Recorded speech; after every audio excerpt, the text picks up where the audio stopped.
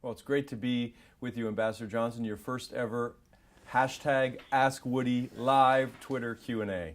This is important. It's important to get answer questions and get in touch with everybody.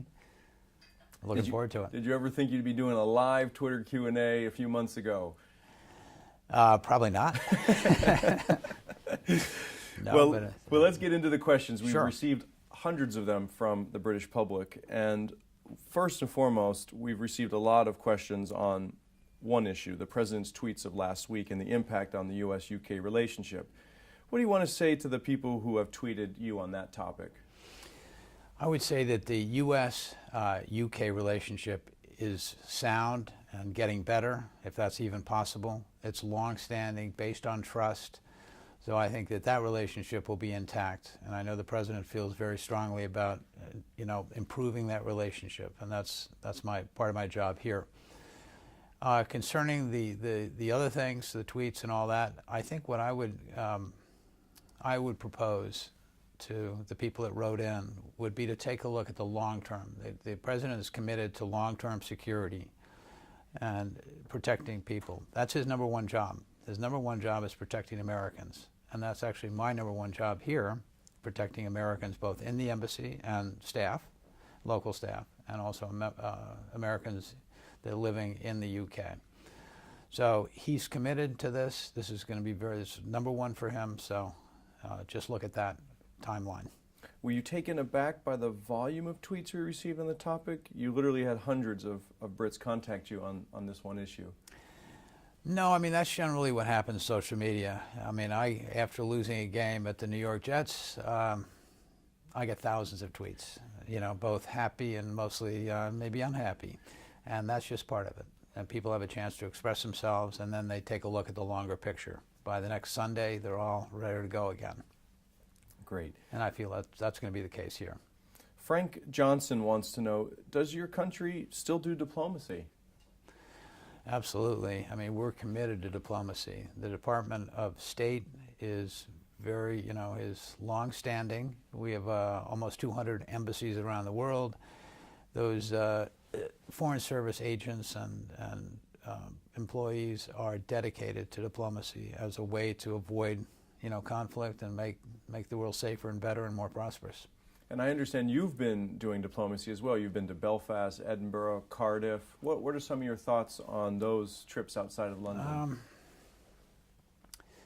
How diverse this country is, both in the accents, and I mean a little bit like the U.S., a little bit like the South, and the new people from New Jersey. Everybody has a little bit of a different approach to it. But it's as a group of nations, I think very, very strong. Every part of the country adds something that's valuable to the United Kingdom. And so I think it's important. And it's been very interesting meeting the people. Aramina Tonini tweeted you to ask, how is the relationship between the U.S. and the U.K. going? Is the United States committed to NATO, our most important security alliance? Well, the relationship is going well. Relationship, I think if we both agree, which we both do agree, that the long-term sustainability of this relationship to ensure prosperity and security is important to us, as well as our ancestral relationship is important. So that's going to continue. Concerning NATO, North Atlantic Treaty Organization, is very, very important. The President is 100% behind it. He knows how important it is in this dangerous world to protect ourselves over here, and he wants everybody to be more involved.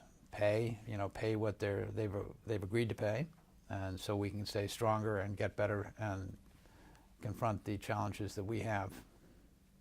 Joseph Griffin wants to know, what do you think will be the most challenging aspect in your role as ambassador? The most challenging role, which seems to be happening, is this is a good-sized embassy with very, very talented people, but it's getting everybody to go in the same direction. What the President wanted us to focus on: prosperity and security. You can't have prosperity without security. People forget about it until it doesn't happen. So that's going to be our number one objective, getting everybody's interest aligned on that, and I see it happening. Everybody's on board, everybody's enthusiastic here, and so it's going to move ahead. Is there good coordination with the UK government on all these fronts? Yes. Yeah, the coordination really is something that surprised me almost. I had heard how good for instance, the coordination with our intelligence and our police services and military and defense. But when I saw it firsthand and I met the people that work in the agencies over here, along with our agents in the U.S., all of our intelligence and military operations, I was convinced that this is something that's been going on for a long time. They trust each other. They're, in some cases, embedded in each other's departments. So we have coordination that's at the highest level, and trust is at the highest level. So those are two good things that you can't develop instantaneously, and we've got them. So you've been in London for around 4 months now, but it was more recently that you handed in your credentials to Her Majesty the Queen.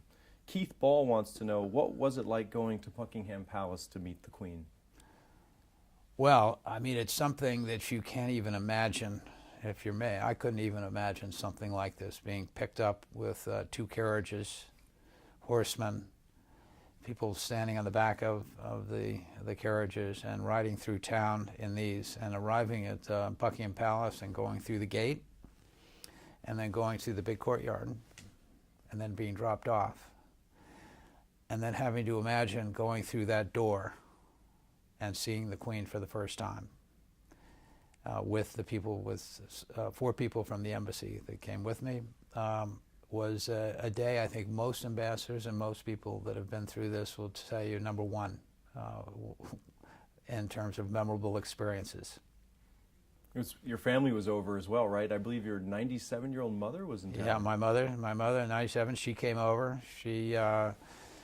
She was impressed. She couldn't go to the ceremony, but she watched the coaches come back, and we fed some carrots and other things to the horses, and met all the drivers and everything. And the embassy staff was all out, very generous of them, and it was a little bit cool that day. So it was very celebratory experience, just amazing. Unsurprisingly, you've also received a number of questions on Brexit. Doloroso on Twitter wonders what your response is to his belief that the UK and the EU is weakened by Brexit. Do you agree with him? I don't. I don't agree at all. I mean, number one, I'm an American, so I'm very optimistic by nature, and we look at the future positively, and if there are problems, we say, okay, there's problems, that's good, now let's solve them and move on. Britain has a long history of overcoming adversity, and going back to 1066, actually a little bit before that, and they've managed to overcome all of these. And with the rule of law and the intelligence and education of the people and the willingness of the people to really dig in and do a good job, I'm very optimistic. A lot of questions on Brexit focus on the future trade relationship between the United States and the United Kingdom.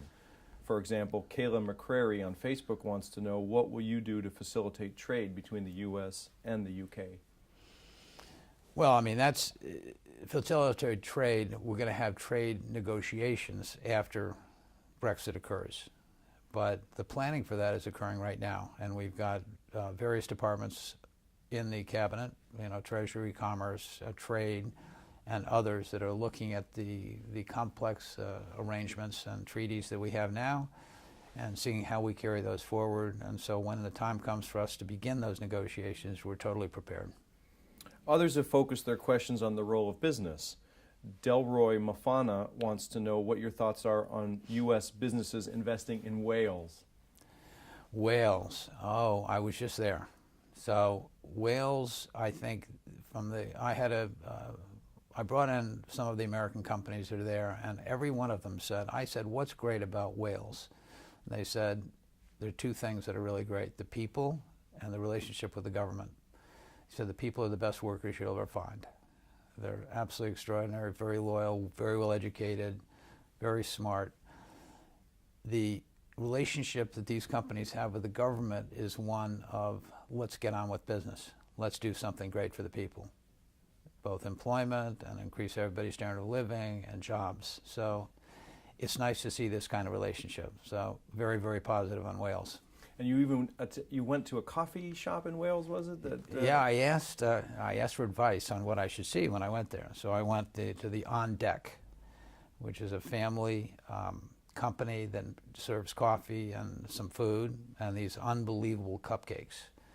So if you're in the mood for a cupcake, you've got to go here because these are special. We've had a few questions regarding sport and the NFL. I know you can't comment on the NFL directly, but Mark Beckett wants to know what your opinion is of sports in London. Well, sports in London is like sports in New York. I mean, everything's available.